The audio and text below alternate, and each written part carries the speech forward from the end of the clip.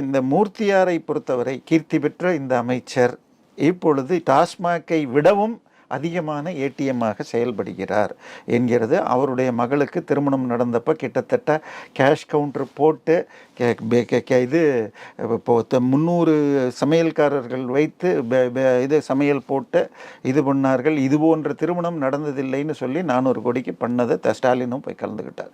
So அதை தொடர்ந்து ஒரு மிகப்பெரிய கல்யாண மண்டபம் கட்டிகிட்டு இருக்காருன்னு வந்துட்டுருக்கு. இப்போ என்னன்னு பார்த்தீங்கன்னா கள்ளர் அறக்கட்டளை என்பதாக ஒன்று பசும்பன் முத்துராமலிங்க தேவருடைய பெயரில் மூக்கையா தேவர் போன்றவர்கள் சேர்ந்து ஆரம்பித்த அறக்கட்டளை. அவங்களுக்கு 3-4 காலேஜ் இருக்கு சார். இந்த அந்த அறக்கட்டளையில் 1998 வரைக்கும் மொத்தம் 3500 பேர்லாம்.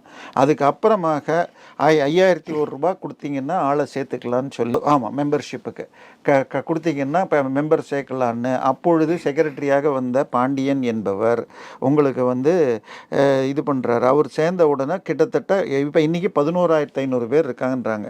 அப்போ இந்த எக்ஸ்ட்ரா சேர்த்த ஆளுங்கள்லாம் வாலாந்தூர் பாண்டியன் என்பவர், அவருக்கு அந்த இதில் மாத்திரம் 7.5 கோடி ரூபாய் வந்திருக்கணும். இந்த 8 கோடி பேர்கிட்ட 5000 ரூபாய் வாங்கியிருந்தா. இதை தாண்டி அந்த காலேஜுடைய அப்பாயின்மெண்ட்ஸ் ஒரு லெக்சரரோ இதுவோ போட்டிங்கன்னா 20 லட்சத்துக்கு குறையாமல் 20லேருந்து 30 லட்சம் ரூபா வாங்குறாங்களாம். இதில் பல கோடிகள்.